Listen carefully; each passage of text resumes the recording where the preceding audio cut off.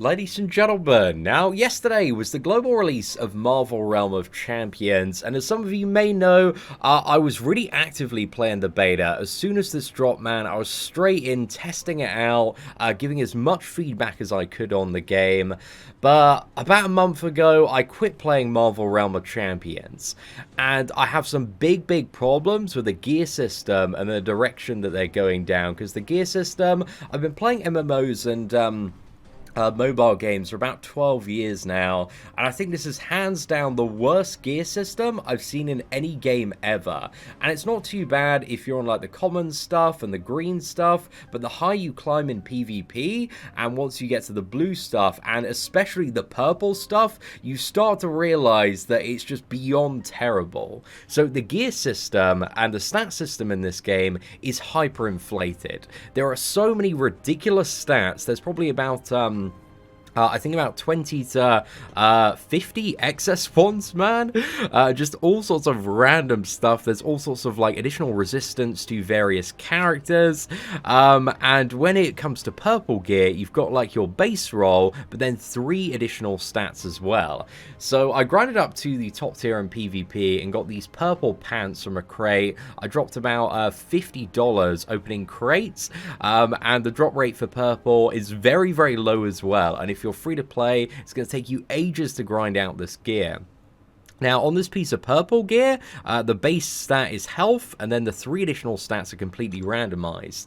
So the 3 stats I got are plus 70 critical power. So this enhances the damage I deal when I land a critical strike. I've also got plus 23 on my heavy attack power. Now, for Hulk, his heavy attack, especially if you're using the hammer, is so slow that you just can't get it off in any matchup, and the damage sucks, man. It's really bad. So I don't want that. I want light attack power and attack power. Those are the 2 stats that I'm really after, so I can maximize my damage, just get in there and blow up opponents. And also I've got additional health regeneration while enraged as well, and that is, you know, not too bad. But again, I just want damage, man. I want max damage there. And you might be thinking, Seatin, you've got 70 critical power there. When you land a crit, absolutely devastating blows. But then if we go to Hulk's base stats right here, I think the game might have bugged out. Okay, we're fine. So like my crit chance on Hulk is 5%. So 1 in every 20 swings on average, I'm going to get a crit and a bit more bonus damage off that. In comparison to attack power or light attack power, which benefits my damage on every single hit. So in comparison to like green gear that I have, this purple gear is absolutely useless. Like this one where I have 32 light attack power, and it's not even like fully upgraded yet. Like the green gear is just so much better because I've got really bad rolls on the purple gear, but the purple gear just takes ages to get. You need to grind to the top tier, and then it's just so heavily randomized. You've got such a small chance to get it as well, and there's a really good chance you're going to get, you know, 2 to 3 just useless stats on it that aren't good for your character, that are just terrible, and you've got no way to reroll or change those stats. And if we have a look here as well, after a little bit more grinding, you know, I was thinking like, oh, maybe I just got super unlucky on this piece. Let's grind out some more, and let's see if we can get another epic piece. So I got this this current one that gives me light attack power and stamina regeneration, which is a green piece, a fairly common piece there. And then I've got my epic piece. So what do I have here? I've got slashing resistance. So this gives me specific resistance and damage reduction against Black Panther. So they're constantly adding in new characters, like they've just dropped Captain America today. So the more characters that they add in, the more specific resistance to one particular character is devalued. Because if I queue into a random match and I've got slashing resistance on my gear and there's no Black Panther, or the Black Panther's like targeting somebody on the backline and not really going for me, then it doesn't matter, man. And then on top of that, I got double like heavy attack power and also heavy attack power while low health as well. Again, there are all sorts of additional criteria on different stats, that there are literally like 30 to 50 randomized stats and randomized stuff. So this again is useless in comparison to my green gear that has much lower overall combat class and power, because again the light attack power and the stamina regeneration is just so much more valuable in comparison. So even if you do get epic gear, there is no guarantee that there's going to be one good roll, let alone 3 on that gear, and you've got absolutely no way to change it. So it's just so frustrating that I spent like so much time getting to the top tier only to realize that the gear system is just terrible, man. And especially this year we've had games like 7 Deadly Sins and Genshin Impact, and I would say 7 Deadly Sins probably has the best gear system out of the two, because you can completely customize and re-roll all of the stats on your gear, but Genshin's is far from perfect, man, but it's still so much better than this, because yeah, it's just absolutely ridiculous, man. So again, one of the main ways that you can gain high tier gear is once you get to the highest tier, you can buy Hulk Defender crates here. So these have a you can see the percentage drop rates. So there is a 1.55% chance that you're going to get a 4-star piece of gear. So that means I think you need to open, I think on average, it's about like 15 of these crates to get like one 4-star piece of gear. So that's about 1,400, 1,500 units. And again, that gear is going to be completely randomized. So it might be something completely useless. Just for the sake of this video, I'm going to open one of these crates now. But I imagine it's probably going to be like a lot of green stuff for the most part. Maybe a blue thing if we're lucky as well. But again, I spent about $50 on these, and I just got stuff that's completely worthless as well. So yeah, just all 2-star gear out of that one. You know what, for a little bit of fun, we'll just go for one more of these crates, just to show you a different one. But again, there's just a very, very low chance that you are going to see an epic item pop up. And again, even if you do, it's kind of like the same drop rate to a certain extent as like 5-star champions in Marvel Contest of Champions, but then there's no guarantee that like that gear is even going to be like somewhat usable. So it's just so crazy, man. They've managed to make a crate opening system and gear system that is about 10 times worse than the character collection system in Marvel Contest of Champions. So overall, I'm just ridiculously disappointed, man. Like, the gear system is absolutely terrible, and we haven't even talked about the actual gameplay itself. Now, I feel like Marvel Realm of Champions would be a slightly eyebrow-raising game in like 2015, but for Kabam in 2020, man, we're almost in 2021, I feel like the gameplay, the look and feel of the game is so underwhelming and so far behind any kind of top tier game that is released this year.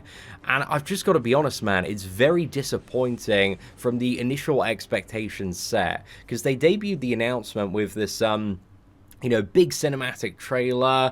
Like a few months ago, we had another cinematic trailer, and with launch yesterday, there was another cinematic trailer. They keep on dropping these crazy cinematic trailers, but they should have just invested that money in the actual gameplay itself.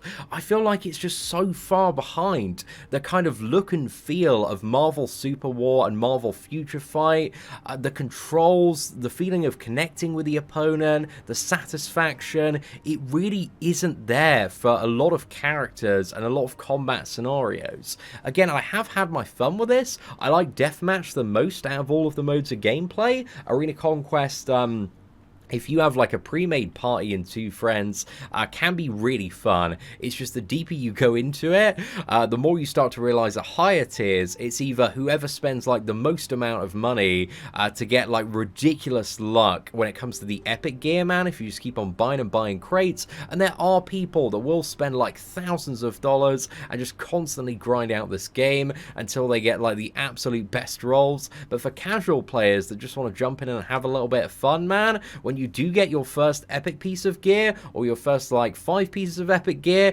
expect them to be really disappointing and just completely useless for the most part. And for a game whose sole focus is PvP and trying to foster a competitive environment, balancing the whole game around heavily randomized epic gear when it comes to the highest tiers of stuff just seems like so crazy to me. It just seems so nonsensical, because it's all either like who can get the most lucky when it comes to what they can pull in their free-to-play crates and, you know, getting the epic gear and then getting the really good rolls on that, or who can spend the most money and just keep on pulling epic gear until they, you know, get really lucky and get those perfect rolls in every single slot. And again, that's just for one character, man. There are, I think, about 6-7 characters in the game now, 8 when they do add in Thor as well. So you're not only going to need to get a really good epic set for one character that you want to play at a high tier, but 8 characters in the future, and even more than that moving forward as well. So yeah, I have zero desire to spend and actually collect an epic set for one character, man, let alone 8. Like, I couldn't even dream about that. I have zero motivation to log in and do that, and zero motivation to jump on the grind. So that's why I stopped playing a month ago. Currently, I have absolutely zero faith that Marvel Realm of Champions is going to be anywhere close to the next big thing. I feel like the launch has been like very underwhelming for the most part. I've had a lot of comments saying, you know, I downloaded the game, I played it for a little bit, but the combat, the animations, it just didn't really feel that good. But some people are enjoying it, and if you are enjoying it, again, that's not a bad thing. I definitely had kind of a good like 20-30 hours out of the game while I was grinding and having a little bit of fun, and I think the real-time PvP with live players is enjoyable, but there's a lot of improvements that they need to make. I feel like this game falls very short of expectations of kind of a next generation arena Marvel brawler, and is just like very disappointing in comparison to the standards set by Marvel Contest of Champions. Newer games this year like Genshin Impact and 7 Deadly Sins, this game in a year or two, if they continue to develop it, and if it does have spenders and the game stays alive, then maybe it could become a fair bit better. I know they're adding in like costume customization as well. I mean, that doesn't really address any of my issues there, but that is one thing that is on the roadmap for the future. There are going to be like additional modes of gameplay as well, because in comparison to you know, Marvel Contest of Champions, it probably has about like 2 to 5% of the overall content of that game currently, because yeah, you have 3 modes of gameplay, a few different maps for each that rotate throughout the period of the day, but it's very, very bare bones, man. And again, for a big launch at the end of 2020, almost in 2021, I feel like it falls so short of the standard and expectation from a top tier mobile developer. And these are just my honest thoughts and opinions, man. I really want Realm of Champions. I really wanted it to be like this next generation kind of you know, Marvel Genshin Impact that just kind of takes the entire mobile gaming world by storm, and it's just like the most crazy game. There's all this like inventive stuff for combat, and it's so interesting with the gameplay and story and boss battles, and just has epic tournaments and all sorts of stuff. But it's just not that game, man. And I am yeah, I'm disappointed. I really wanted this game to be good. Again, you can download it, you can play it, you can have fun for a while, but I think a lot of people, once they hit that top tier and start to realize how bad epic gear is, it's going to have huge drop-off, man.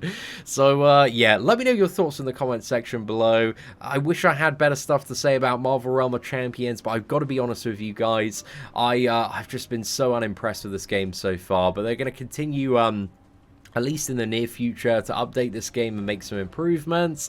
So yeah, maybe we'll revisit it in like a few months' time, or a year's time, but at the moment, I've just got no desire to actively play this game and make videos. I just feel like the gameplay itself is lacking, disappointing, the gear system is beyond terrible, like, you know, buying stuff for cash as well is just so underwhelming. The value is just so much worse than any other game I think I've ever played on mobile. Like, Kabam are known for their extortionate prices in Marvel Contest of Champions, but like this, I don't know, it just kind of like takes it to a whole new level of you paying like a ridiculous amount for the units, but then you've got you know, zero guarantee of, you know, when you do luck out and hit that 1% chance that the gear's actually going to be, like, usable. So I'm just so disappointed, man. I think the game is a bit of a flop in my opinion. But again, jump in, have a little bit of fun, see what you think of it.